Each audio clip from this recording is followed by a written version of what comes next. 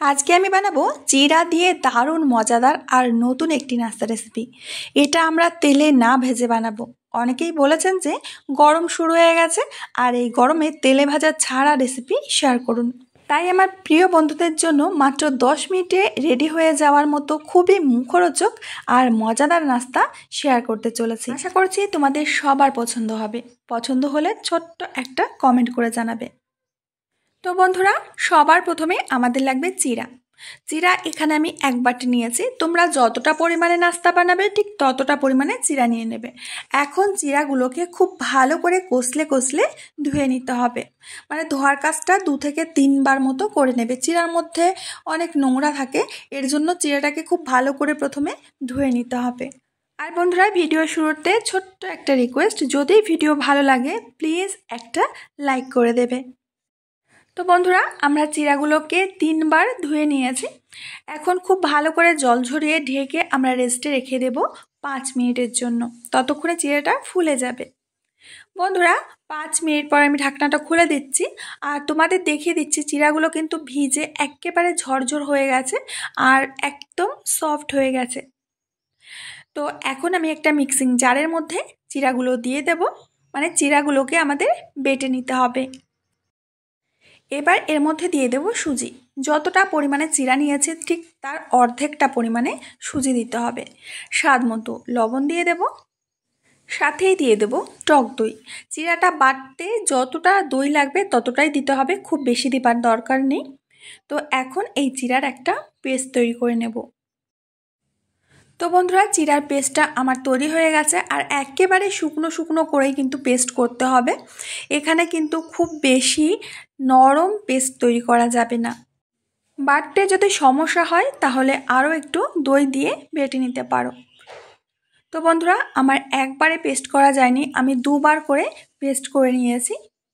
বন্ধুরা, আজকে আমি টোটাল হেলথি একটা নাস্তা রেসিপি শেয়ার করব। কোনো মশলা কিন্তু এখানে অ্যাড করব না। তো সবার প্রথমে দিয়ে দেব কাঁচা লঙ্কা কুচি, আর দিয়ে দেব কিছু কারি পাতা কুচি, আর সাথেই দিয়ে দেব ধনে পাতা কুচি। এটা কিন্তু বিলিতি ধনে পাতা। অনেকে বলেছে এটা কি ধনে পাতা না অন্য কিছু, এই গাছটা আমি তোমাদের অবশ্যই দেখাবো। সাথেই দিয়ে দেব গোলমরিচের গুঁড়ো। এখন সব উপকরণকে আমি খুব ভালো করে মিশিয়ে নেব। এখানে আমি আর কিন্তু কোনো মশলা অ্যাড করব না। খুব ভালো করে মেখে একটা ডোয়ের মতো তৈরি করে নিতে হবে। এখানে আর একটা জিনিস দেব, সেটা হলো রান্নার তেল। রান্নার তেল আমি সামান্য, মানে 1 থেকে 1.5 চামচ মতো তেল দিয়ে দিয়েছি। এখন তেলটাকেও খুব ভালো করে ডোয়ের সাথে মিশিয়ে নিতে হবে। তো বন্ধুরা, ডোটা রেডি। এখন একটা থালা নিয়েছি, যে থালাটা ছিদ্র ছিদ্র আছে। তোমাদের ঘরে নিশ্চয়ই এরকম ধরনের থালা আছে। তো আমি একটু তেল ব্রাশ করে দিচ্ছি। এবার আমরা নাস্তাগুলো তৈরি করে নেব। তো এখান থেকে অল্প অল্প করে ডো নিয়ে নিতে হবে। তোমরা তোমাদের সাইজ মতো নিয়ে নেবে। যদি বড় করতে চাও তাহলে বড় বড় ডো নিয়ে নেবে, আর যদি একটু ছোট করতে চাও ছোট ছোট করবে। তো আমি মাঝারি সাইজের নাস্তাগুলো তৈরি করে নেব। এর জন্য প্রথমে আমি এইভাবে গোল করে নিচ্ছি। তারপরে আঙুল দিয়ে মাঝখানে এইভাবে একটু গ্যাপ করে দিতে হবে। আর এটা করার সময় আঙুলে একটু তেল লাগিয়ে নেবে, তাহলে সুবিধা হবে এটা করতে। তো একটা নাস্তা আমাদের তৈরি হয়ে গেছে। নাস্তাগুলো তৈরির সময় যদি কোনো সমস্যা হয়, নাস্তাগুলো যদি ঠিকঠাক আকার না নিতে পারে, যদি ফেটে যায়, তাহলে বুঝবে ডোটা একটু শক্ত আছে, তাহলে একটু দই মিশিয়ে নেবে। তো বন্ধুরা, আমরা অনেকগুলো নাস্তা তৈরি করে নিয়েছি, দেখতেই পাচ্ছ। তো আগে থেকে আমি জল ফুটতে দিয়েছিলাম, জলটা দেখছো যে ফুটছে। এখন এর উপরে থালাটাকে বসিয়ে দেব। এখন এই নাস্তাগুলোকে আমাদের ভাপিয়ে নিতে হবে। ভাপাতে খুব বেশি সময় লাগবে না, 5 থেকে 6 মিনিট ভাপিয়ে নিলেই হবে। নাস্তাগুলো আমাদের স্টিম করে নেওয়া হয়ে গেছে। এখন এইগুলোকে খুব ভালো করে ঠান্ডা করে নিতে হবে। যখন ঠান্ডা হবে তখনই কিন্তু ছাড়ানোর চেষ্টা করবে, গরম অবস্থায় ছাড়াবে না, তাহলে কিন্তু ভেঙে যেতে পারে। এখন একটা ফ্রাই প্যানের মধ্যে আমি 1 চামচ মতো তেল দিয়ে দিলাম।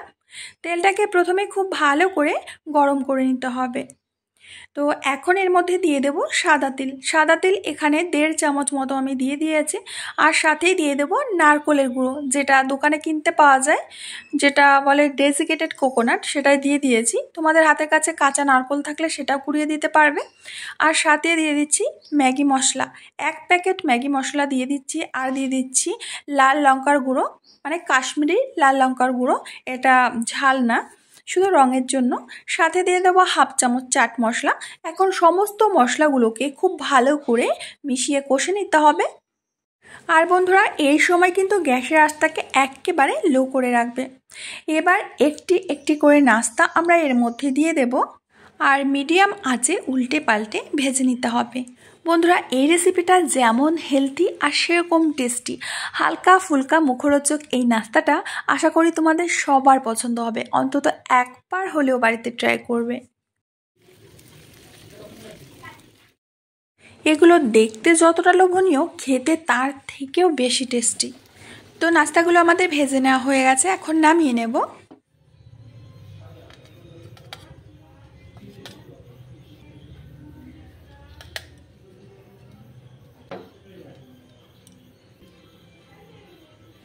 তো নাও বন্ধুরা, তৈরি হয়ে গেছে আজকের হালকা ফুলকা মুখরোচক হেলথি নাস্তা।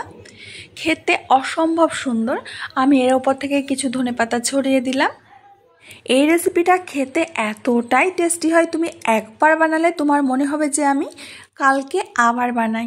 এটা বানিয়ে তোমরা বাচ্চাদের টিফিনে দাও, আমি কথা দিচ্ছি টিফিন বক্স কিন্তু একেবারে ফাঁকা করে নিয়ে আসবে। তো আমার প্রিয় বন্ধুরা, আমি আজ এখানে বিদায় নেব। আবার দেখা হবে নতুন কোনো রেসিপির সাথে। ততক্ষণের জন্য সবাই ভালো থেকো, সুস্থ থেকো। কমেন্টে জানাতে ভুলো না যে আজকের রেসিপিটা তোমাদের কেমন লেগেছে।